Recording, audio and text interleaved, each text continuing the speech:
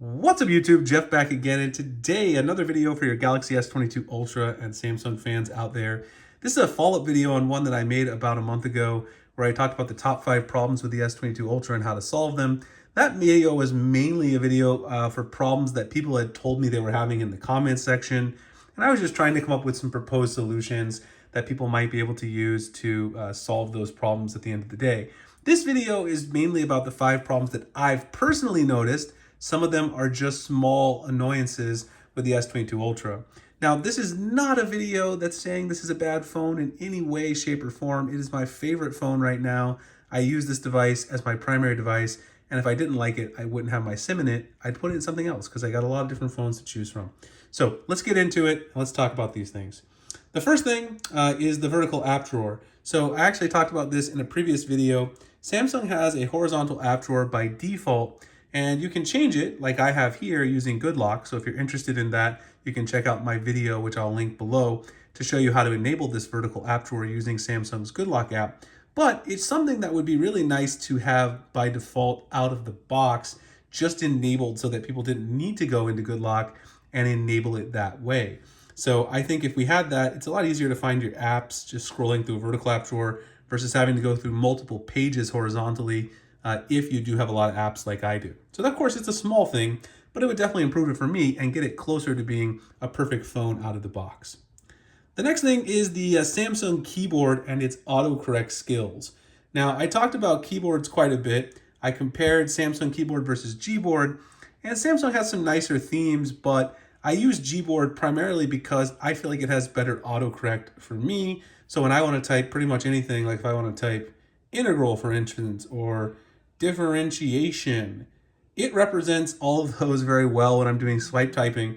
Samsung keyboard sometimes gets it right. Actually, I'll switch over to Samsung keyboard so you guys can see I do have it there with my theme. Sometimes it does get these right. There's integral. Let's see if it can do differentiation for me. And it goes to stiffen for differentiation. So that's just a small example of what I'm talking about. Samsung keyboard often doesn't get the glide corrections quite right for me. And so it's just a longer process for me to use it in a lot of my daily typing. Some of the words I use, especially for math jargon in my daily job at the university, they just don't get correctly recognized on Samsung keyboard. But Google does a great job of that right out of just, having the app and not really tweaking it at all. So I think Samsung could do a better job with their autocorrect. I like everything about the Samsung keyboard. If they fixed that, I'd continue using Samsung keyboard full time, and I would never need to install Gboard, once again, making this closer to a perfect phone out of the box. Now the next one, actually, let me save that one because that's the big one. The next one is bugs with Good Lock itself. Now, I love the Good Lock app, and you guys have heard me talk about the Good Lock app itself. It has all these great extensions. You can install it in the Galaxy Store. It is a region-specific app, so it's not in every single region. They do have it in the US, but certain other regions, you won't find this in your Galaxy Store, which is a shame, but it is available in a lot of regions where you can find an S22 Ultra. But one of the disappointing things about this is even though it offers a lot of cool things, like for instance, Theme Park, which allows you to install custom icons, and of course the other apps I talked about, Home Up, that let you get the vertical app drawer, there are some bugs with it. Sometimes the app drawer itself will crash, and then phone will freeze up for a second. That's related to Good Lock. Sometimes the icons don't show up in the app drawer list, and I had a lot of other people comment on this in some of my other Good Lock videos. Like you'll be looking for an icon and it just won't be there, and then you'll have to reboot or reapply the entire icon pack to see it. A good example of this was this Dvoom icon, which is for a speaker. It's an app for a speaker that I'm going to be reviewing soon. I installed that app and it didn't show up immediately, so I couldn't find it. I actually had to search for it up here in the search bar, and then I had to reapply the icon pack in Theme Park. So I just think Theme Park and Good Lock, the integration could use a little bit more work so that we can get more customization. It would even be nice if Samsung would build those features directly into One UI so you don't have to install those separate apps to actually access this custom functionality that a lot of people really like. And I think it's something that people would enjoy if it was installed in the stock launcher. All right, so the next one is probably the 2 biggest things. One of them is one that has been bothering me on Samsung phones for years, and that is shutter lag.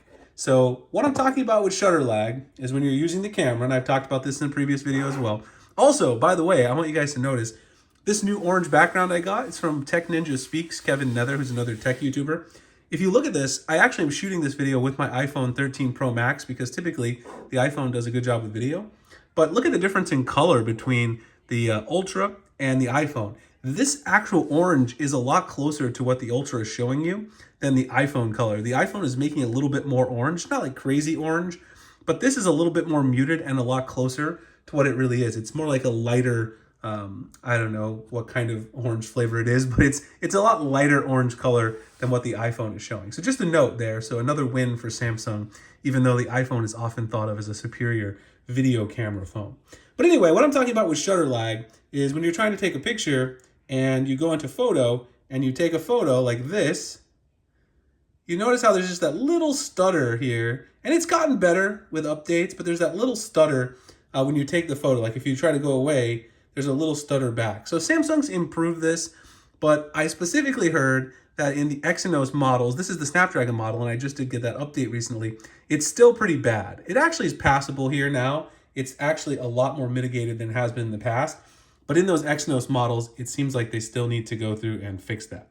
So yeah, this orange, definitely a lot nicer, closer color on the Samsung device. So I'm gonna have to tweak that a little bit on my iPhone settings. I just noticed that fully. The last thing is Exynos versus Snapdragon performance gap in general. So this is not something I've experienced personally, but because I'm a YouTuber, because I make all these S22 Ultra videos, there's a lot of people in my comments who have Exynos models of the device, and they complain about lag, performance issues quite a bit. There is another update rolling out soon that could fix some, but I do still hear a lot of complaints about this. I have zero complaints on my Snapdragon version with lag. Like I don't have any problem at all with lag on this device. You know, I can open up as many apps as I want and I can still use them almost flawlessly. Of course, you know, if you open all of your apps and you're multitasking a ton, you might see an app close and then reopen, but that doesn't even happen that often to me. So there's this huge performance gap between Snapdragon and Exynos. Samsung needs to fix that. I don't think that's going to be fixed currently until the next iteration of the device, so probably this S23, but it is something they need to work on for the future because people in other regions who get the Exynos model are really, really getting the short end of the stick. All right, hope you guys enjoyed the video. If you did, like, comment, subscribe, hit the notification icon like that below. Let me know what you guys think. What problems have you noticed with your S22 Ultra? They don't have to be big things. They could just be small things like I've included here, or big things. If you want to tell me about them, we can talk about it in the comments. Appreciate you guys checking out the video. If you want to join our giveaway for April, I'll drop the link below. It's also in my Twitter profile. It's right there. I'll appreciate you guys checking it out. It's going to be a flagship phone giveaway again. So a chance to win another flagship. And I'll see you guys in the next one. Thanks a lot for watching.